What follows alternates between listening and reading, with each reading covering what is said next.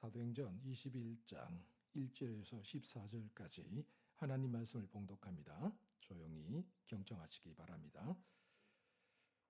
우리가 그들을 작별하고 배를 타고 바로 고스로 가서 이튿날 로도에 이르러 거기서부터 바다라로 가서 베네게로 건너가는 배를 만나서 타고 가다가 구브로를 바라보고 이를 왼편에 두고 수리아로 항해하여 두로에서 상륙하니 거기서 배의 짐을 풀려 함이러라. 제자들을 찾아 거기서 이레를 머물더니 그 제자들이 성령의 감동으로 바울들어 예루살렘에 들어가지 말라 하더라. 이 여러 날을 지낸 후 우리가 떠나갈새 그들이 다 그 처자와 함께 성문 밖까지 전송하거늘 우리가 바닷가에서 무릎을 꿇어 기도하고 서로 작별한 후 우리는 배에 오르고 그들은 집으로 돌아가니라. 두로를 떠나 항해를 다 마치고 돌레마에 이르러 형제들에게 안부를 묻고 그들과 함께 하루를 있다가 이튿날 떠나 가이사랴에 이르러 7 집사 중 하나인 전도자 빌립의 집에 들어가서 머무니라. 그에게 딸 넷이 있으니 처녀로 예언하는 자라. 여러 날 머물러 있더니 아가보라 하는 선지자가 유대로부터 내려와서 우리에게 와서 바울의 띠를 가져다가 자기 수족을 잡아매고 말하기를 성령이 말씀하시되 예루살렘에서 유대인들이 이같이 이 띠 임자를 결박하여 이방인의 손에 넘겨주리라 하거늘 우리가 그 말을 듣고 그곳 사람들과 더불어 바울에게 예루살렘으로 올라가지 말라 고나니 바울이 대답하되 여러분이 어찌하여 울어 내 마음을 상하게 하느냐. 나는 주 예수의 이름을 위하여 결박당할 뿐 아니라 예루살렘에서 죽을 것도 각오하였노라 하니 그가 고난을 받지 아니하므로 우리가 주의 뜻대로 이루어지이다 하고 그쳤노라. 아멘. 할렐루야. 하나님의 사랑이 또 하나님의 크신 은혜가 오늘 이 자리 우리 모두에게 임하실 줄 믿습니다. 유럽 오스트리아의 어느 작은 마을에서 있었던 일입니다. 들숨과 날숨처럼 삶의 흔적이 오가는 벼룩시장이 열리게 되었습니다. 사람들은 저마다 손때에 묻은 것들, 소박한 그런 물건들을 가지고 와서 가격표를 붙여 놓았죠. 그런데 그늘진 어느 한 구석 쪽에 먼지를 잔뜩 뒤집어 쓴 채 가만히 누워 있었던 바이올린 한 대가 있었습니다. 이를 보며 지나간 누군가가 가리키며 말했죠. 저 바이올린, 먼지 묻은 바이올린 나에게 $3에 주시오. $3, 우리나라 돈으로 한 몇천 원 정도 되겠죠. 그때 그 곁에 있던 한 노인이 바이올린 주인에게 말을 했습니다. 혹시 괜찮다면 내가 이 바이올린을 한번 연주해 보면 어떨까요? 주인은 흔쾌히 고개를 끄덕이면서 바이올린을 건네주었죠. 노인은 마치 사랑스러운 아이를 대하듯이 바이올린을 건네받아서 먼지를 털어냈습니다. 그리고 줄을 팽팽히 당기면서 조율을 했습니다. 이었고 숲을 흔드는 바람처럼 맨델스존의 바이올린 협주곡이 푸른 하늘로 피어올랐습니다. 참으로 황홀하고 눈부신 선율이었죠. 분주히 길을 가던 사람들도 발걸음을 멈추었습니다. 이 감미로운 멜로디에 사람들이 마음을 빼앗겨 그들의 눈가에 촉촉히 감동이 젖어들었습니다. 연주가 끝나자 잠시 정적이 흘렀습니다. 그리고 그때 한 신사가 손을 번쩍 들면서 말했습니다. 내가 저 바이올린을 $3,000에 사겠소. 먼지 속에 묻혀 있을 때는 단지 3, 4천원 하던 그 바이올린이 명장 마에스트로의 손에 올려져서 한번 울리자 무려 300, 400만 원의 가치가 되었던 것입니다. 사랑하는 성도 여러분, 이처럼 누구의 손에 들려지느냐가 중요합니다. 낡은 바이올린이 누구의 손에 들려지느냐에 따라서 몇천 원짜리 고물이 되느냐, 아니면 수백만 원짜리 명품 악기가 되느냐가 결정이 됩니다. 우리의 인생도 역시 마찬가지겠죠. 누구의 손에 들려지느냐가 중요합니다. 여러분, 우리가 이 세상의 거친 소나기에 붙잡히느냐, 아니면 창조주 하나님의 손에 들려지느냐에 따라서 우리 인생의 가치가 달라집니다. 우리가 걸어가는 인생길이 달라지게 되죠. 그렇다면 오늘 여러분의 인생길은 누구의 손에 들려져 있습니까? 오늘 본문 속 바울과 그 일행은 에베소 교회의 성도들과 눈물의 작별을 한 이후에 다시 사명의 돛을 올렸습니다. 그리고 그들은 밀레도를 떠나 고스라는 섬으로 갔죠. 우리 본문 1절을 함께 읽어보도록 하겠습니다. 시작. 우리가 그들을 작별하고 배를 타고 바로 고스로 가서 이튿날 로도에 이르러 거기서부터 바다라로 가서. 아멘. 이 고스라는 섬은 아주 유명한 섬인데 의학의 아버지라고 하는 히포크라테스의 출생지죠. 그래서 그곳에는 의학과 치료와 배움의 전당이 자리 잡고 있었습니다. 그곳에서 지친 발걸음을 하루 동안 머물렀던 바울과 그 일행은 그 이튿날 이제 배를 타고 로도라는 섬으로 또 갑니다. 이 로도라는 섬은 태양이 밝게 떠오르는 섬이었습니다. 그래서 그곳에는 거대한 태양 신상이 서 있었죠. 그런데 지진이 일어나서 그 태양 신상이 그만 무너지게 되었습니다. 그러면서 그곳에 사람들이 장미를 심기 시작했습니다. 그래서 이름이 로도가 되었죠. 장미의 향기로 가득한 섬이다라는 그런 뜻이겠죠. 로도를 지나 이번에는 바다라라는 곳으로 갑니다. 이 바다라 역시 유명한 섬입니다. 아폴론 신탁이 있는 곳이었습니다. 그리스 로마 신화를 보면 자주 등장하는 아폴론의 신탁.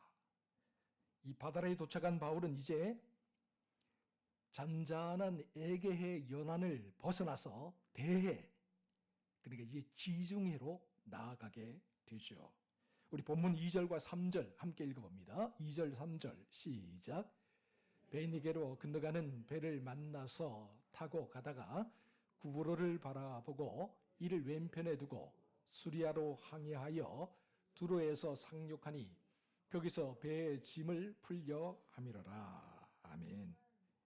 대해, 그러니까 지중해죠.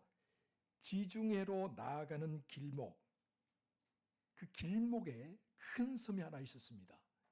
구브로라는 섬이었죠.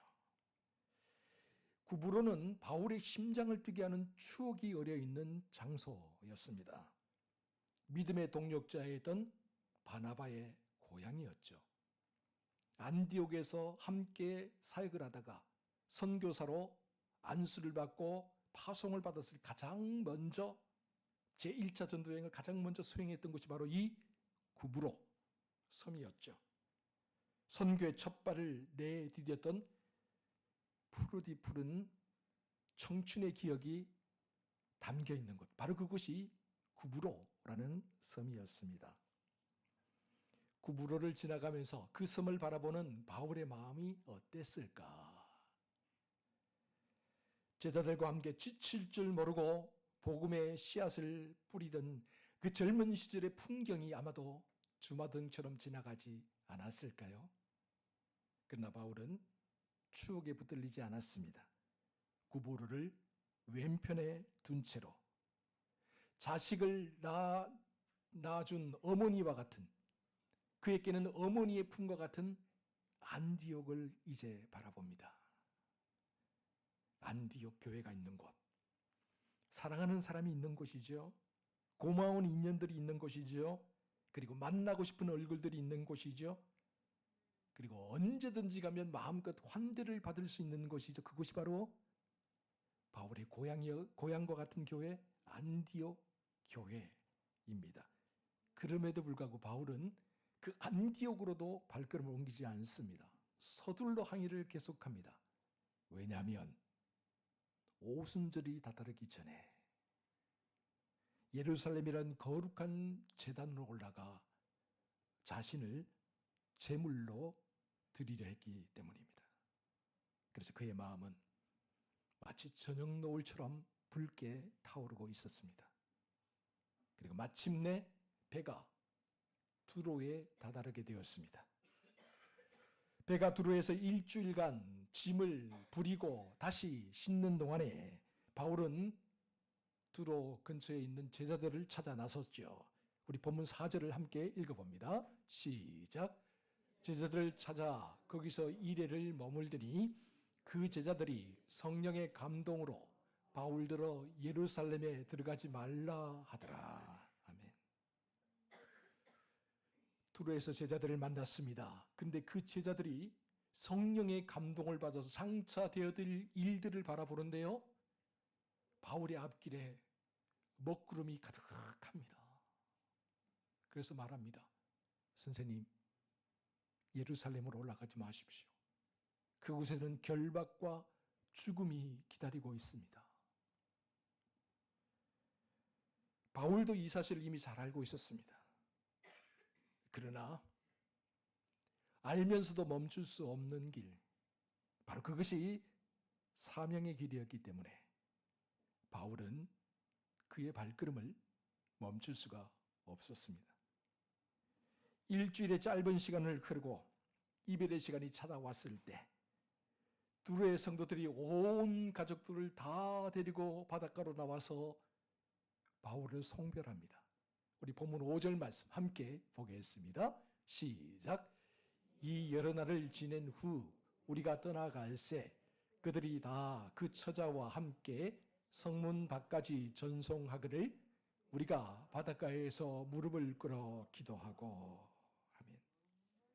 본문 5절은 정말 감동적인 장면이죠. 그러면서도 상당히 이례적인 장면이기도 합니다. 여러분 본문 5절을 가만히 찬찬히 읽어보면 아주 생소한 구절이 하나 등장하는데 그 처자와 함께라는 구절이에요. 그러니까 장로들, 남자 집사들만 바울을 전송하러 나온 게 아니라 부녀자들, 그게다 아이들까지 다 함께 나와서 바울을 전송했던 거예요. 참으로 눈물겨운 장면이면서 아름다운 장면이 아닐 수 없습니다. 차가운 바닷가의 모래톱, 그 위에 모두가 무릎을 꿇습니다. 파도 소리가 들려옵니다. 그 파도 소리 사이에 흐느껴 오는 성도들의 울음소리도 들려옵니다. 단 7일 동안 머물렀을 뿐이지만 못내 바울과 헤어지는 것이 아쉬웠던 그들은 이별의 눈물을 흘리며 바울을 위해 기도합니다. 그런 것 같아요. 이별은 누구에게나 아프죠. 특별히 신앙 안에서 함께 지내다가 이별한다는 건 정말 괴로운 일입니다. 고통스러운 일이에요. 바울도 두로에 있었던 성도들도 이 고통스러운 일을 지금 하고 있는 거예요. 그러니 그 두로의 그 파도 소리가 눈물 소리처럼 들리지 않았겠습니까? 그럼에도요, 바울이 그 눈물을 뒤로하고 다시 배를 타고 갑니다. 돌레마이에 이르렀습니다. 그리고 그가 1차 정착지로 생각했던 가이사랴, 로마 총독의 서슬은 권력이 살아 숨쉬는 곳이죠. 그런가 하면 백부장 고넬료가 은혜를 입었었던 유서 깊은 항구죠. 가이사랴에 도착합니다. 그곳에는 초기 예루살렘 교회의 7 집사 중 한 명이었던 전도자 빌립이 터를 잡고 살고 있었습니다. 우리 본문 8절이죠. 함께 읽어봅니다. 시작. 이튿날 떠나 가이사랴에 이르러 7 집사 중 하나인 전도자 빌립의 집에 들어가서 머무니라. 아멘. 가이사랴, 이 유서 깊은 항구 도시에 상당히 오랜 기간 머물러 있었습니다. 전도자 빌립의 집에 머물러 있었습니다. 아마 바울의 인생에서, 특별히 예수 그리스도를 만나고 난 다음에 바울의 인생에서 이처럼 한가하고 이처럼 평화로운 시간이 또 있었을까 하는 그런 시간들이었죠. 그러나 그 시간이 오래 가지는 못했습니다. 그 평화로운 짧은 머무의 시간에 저 유명한 아가보라는 선지자가 유대에서, 예루살렘에서 가이사랴로 내려옵니다. 아가보는 큰 흉년이 될 것이다 라고 예언을 했는데 그 예언이 그대로 들어맞아서 모든 사람들로부터 존경받는 선지자였습니다. 그가 가이사랴 빌립의 집으로 내려와서 바울을 만나 말합니다. 바울의 허리띠를 가져다가 자신의 손과 발을 묶으면서 이렇게 말을 합니다. 우리 본문 11절 함께 읽어봅니다. 시작. 우리에게 와서 바울의 띠를 가져다가 자기 수족을 잡아매고 말하기를 성령이 말씀하시되 예루살렘에서 유대인들이 이같이 이 띠 임자를 결박하여 이방인의 손에 넘겨주리라 하거늘. 아멘. 아가보 선지자가 말합니다. 저 유명한 초기 교회 당시 많은 사람들에게 존경받던 그 아가보 선지자의 서늘한 예언이 내려앉습니다.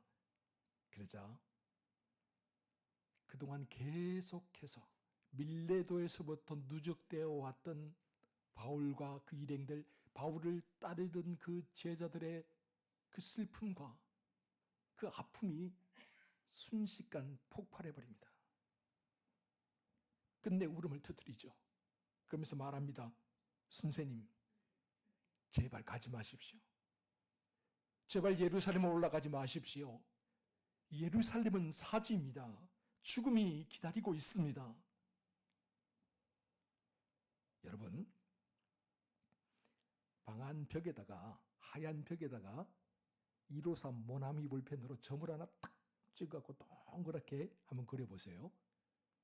그리고 이 가부좌를 틀고 벽면으로 그 점을 딱 바라보고 오랫동안 1시간, 2시간이 아니라 며칠 동안 그 점을 보고 있으면 어떻게 될까요?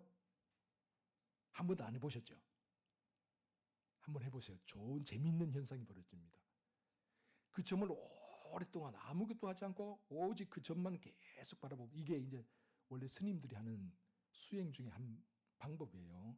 그리고 서양에 있는 사막의 수주자들이 수행하는 방법 중에 하나인데, 그 점을 계속 쳐다보고 있으면 어떻게 되느냐? 그 점이 점점 커집니다. 그리고 그 점이 어느 정도로 커지냐? 내가 그 안에 쑥 들어갈 수 있을 만큼 커집니다. 그리고 온 방 안을 그 점이 다 점령해 버리는 것처럼 점점 커집니다. 그때 뺨을 탁 치면 어떻게 될까요? 네, 조그마한 점 하나로 다시 돌아옵니다. 착시 현상이죠. 한 곳을 하나를 너무 오랫동안 계속해서 바라보고 있으면 착시 현상이 일어나게 됩니다. 이처럼 바울과 그 일행 또 제자들도 역시 마찬가지로 그동안 계속해서 만나는 사람들, 가는 곳마다 바울을 말리고 바울을 부여잡고 안 됩니다. 안 됩니다. 예루살렘에 올라가면 결박당하고 죽습니다. 죽습니다. 계속해서 이야기하니까 그것만 생각하게 되는 거죠. 그래서 어떻게 됩니까? 그 이야기에 함몰되어 버렸어요. 그것밖에 보이지 않는 거예요. 그 너머에 계신, 죽음 너머에 계신, 결박 너머에 계신 하나님이 보이지 않는 거죠. 하나님의 뜻과 계획이 보이지 않는 거죠. 여러분, 이건 인간적인 사랑이 만들어낸 영적인 착시 현상에 불과해요. 그런데 저는 바울과 함께 통곡하는 이 일행들과 제자들의 모습을 보면서 문득 이런 생각이 떠올랐습니다. 가이사랴 빌립보에서 있었던 사건이죠. 마태복음 16장에 보면 사람들이 나를 누구라고 하느냐. 그때 베드로가 뭐라고 고백합니까? 주는 그리스도시요 살아계신 하나님의 아들입니다. 바요나 시몬아, 네가 참 복이 있다. 이를 너에게 알게 한 이는 사람이 아니라 하나님이다. 그런데 이 말씀 후에 주님께서 내가 이제 예루살렘으로 올라가서 고난을 받고 십자가 위에 매달려 죽게 될 것이다. 그 이야기를 하세요. 그러자 베드로가 또 나섭니다. 주님을 만류하면서 말합니다. 주여, 그리하지 마옵소서. 이 일이 결단코 주님에게 일어나지 않을 겁니다. 내가 막을 겁니다. 내가 어떻게든 막을 겁니다. 이렇게 베드로가 주님의 말씀과 앞길을 가로막았을 때 주님이 베드로에게 뭐라고 말씀하셨습니까? 우리 마태복음 16장 23절인데요. 같이 한번 읽어봅니다. 시작. 예수께서 돌이키시며 베드로에게 이르시되 사탄아 내 뒤로 물러가라. 너는 나를 넘어지게 하는 자로다. 내가 하나님의 일을 생각하지 아니하고 도리어 사람의 일을 생각하는도다 하시고. 아멘. 여러분, 이처럼 인간적인 아픔과 눈물이 때로는 사명의 길을 흐리게 만들 수가 있어요. 인간적인 염려와 걱정이 때로는 하나님의 주신 길에 장애물이 될 경우가 있어요. 베드로처럼 사탄아 물러가라. 너는 하나님의 일을 생각하지 않고 사람의 일을 생각하고 있구나. 바울도 역시 마찬가지였죠. 아파하는 사람들 인간적으로는 다 이해가 됩니다. 괴로워하는 사람들, 말리는 사람들 충분히 다 이해가 됩니다. 안타깝습니다. 그러나 사람의 일이죠. 하나님의 일이 아닙니다. 그래서 바울은 이렇게 안타까워하고 아파하는 사람들의 인간적인 정을 깨트리며 다음과 같이 고백합니다. 우리 본문 13절 함께 읽어봅니다. 시작. 바울이 대답하되 여러분이 어찌하여 울어 내 마음을 상하게 하느냐? 나는 주 예수의 이름을 위하여 결박당할 뿐 아니라 예루살렘에서 죽을 것도 각오하였노라 하니. 아멘. 이처럼 바울의 시선은 이 고난이라는 작은 점에 매여 있지 않고 주 예수 그리스도의 이름이라는 거대한 구원 역사를 바라보고 있었던 것이죠. 그래서 그는 주님의 이름을 위해서라면 사슬에 묶이는 것조차도 감사하고 주님의 이름을 위해서라면 자신의 생명이 바스라지는 것도 감사하고 주님의 이름을 위해서라면 이 땅에서 자기의 존재가 사라지는 것도 감사하다고 여겼던 것입니다. 이미 죽음을 각오한 사람에게는 세상의 결박은 아무런 의미가 없는 것일 뿐이기 때문이죠. 바울의 이 결연한 사명선언 앞에 그렇게 울부짖던 제자들과 일행들이 그 울음을 딱 그칩니다. 그리고 거룩한 항복을 선언하죠. 우리 본문 14절 함께 읽어봅니다. 시작. 그가 고난을 받지 아니하므로 우리가 주의 뜻대로 이루어지이다 하고 그쳤노라. 아멘. 오직 주의 뜻대로 이루어지이다. 모든 것이 주님의 뜻대로 이루어질 줄 믿습니다. 이 거룩한 항복 고백을 들을 때마다 생각나는 사람이 한 명 있습니다. 유명한 사람인데 페니 크로스비라는 분입니다. 이분이 태어날 때 의사가 잘못해갖고 아주 어릴 때부터 시각장애인이 되어버렸어요. 앞을 보지 못하는 사람이 되었죠. 그런데도 이분이요 9,000편이 넘는 찬송시를 썼습니다.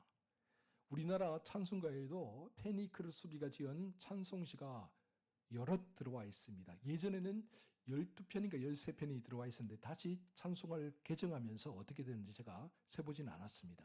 10편이 넘는 시가 들어와 있죠.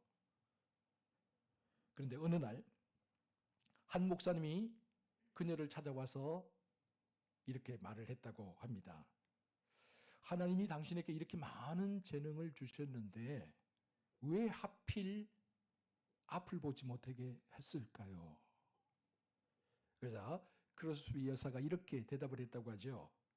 목사님, 만약 태어날 때 내가 잘 보았고 그리고 자라서도 잘 보았다면 그때 내가 이렇게 기도했을 겁니다. 하나님, 이제 그만 내 눈을 멀게 해 주십시오. 왜냐하면 내가 세상의 헛된 것들에 눈이 멀어서 하나님을 보지 못할까 봐. 나는 오직 주님의 뜻에만 집중하면서 살다가 장차 천국에 이르러서 내가 처음으로 눈을 떴을 때 바라보는 분이 바로 내가 그토록 보고 싶어 했고 사랑했던 주님이기를 원합니다. 눈을 떴을 때 가장 먼저 보고 싶은 얼굴이 예수 그리스도의 얼굴이 되기를. 바울도 이런 마음으로 살았던 거죠. 주 예수의 이름을 위하여서라면 나의 생명조차도 조금도 아까운 것으로 여기지 아니하노라. 이 베니 크로스비 그녀가 평생 어둠이라는 감옥에 갇혀 살면서 고백했던 찬송가 중에 하나가 우리가 잘 아는 384장 찬송가예요. 우리 1절인데 같이 한번 전체 읽어볼까요? 시작. 나의 갈 길 다가도록 예수 인도하시니 내 주 안에 있는 긍휼 어찌 의심하리요. 믿음으로 사는 자는 하늘 위로 받겠네. 무슨 일을 만나든지 만사 형통하리라. 나의 갈 길 다 가도록 주님이 인도하십니다. 우리의 갈 길 다 가도록 주님 인도하십니다. 사랑하는 성도 여러분, 우리 인생에서 가장 아름다운 고백은 시상대 위에서 사람들의 박수갈채를 받으며 참으로 멋진 날입니다. 참으로 아름다운 밤입니다. 라는 그런 고백이 아니라 아버지의 뜻대로 되기를 원합니다. 모든 것이 주님의 뜻대로 되기를 원합니다. 라는 온전한 신뢰의 고백이 아니겠습니까? 우리가 우리의 삶을 쥐고 흔들리고 할 때에는 우리 인생이 낡고 고장난 고물에 불과하지만 아무도 쳐다보지 않는 헐값에 팔려나가는 천덕꾸리기에 불과할 수도 있지만 그러나 우리가 하나님의 손에 붙들렸을 때 우리의 고난과 눈물조차도 우리의 아픔과 상처조차도 하늘을 울리는 아름답고 영광스러운 하늘의 악기가 될 줄 믿습니다. 우리 인생이 하나님의 손에 들려지게 될 때 그것은 값을 매길 수 없을 만큼 아름답고 소중하게 될 줄 믿습니다. 사랑하는 성도 여러분, 그러므로 너무 사람들의 시선, 세상의 평가에 목매이지 마시기 바랍니다. 이 세상의 안락함과 풍요함의 그 유혹에 너무 흔들리지 마시기 바랍니다. 거친 풍랑 속에서도 주님이 함께 하시면 얼마든지 안전할 수 있습니다.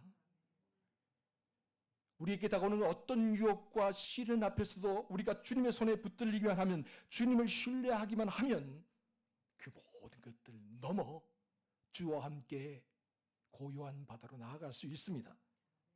그러므로 우리 인생길이 하나님의 손에 들려져서 이 땅 위에서 하나님의 아름다운 뜻과 계획을 이루고 하나님의 영광을 나타내고 마음껏 아름답게 이 땅 위에서 하늘 연주를 하며 나아갈 수 있기를 주의 이름으로 축원드립니다.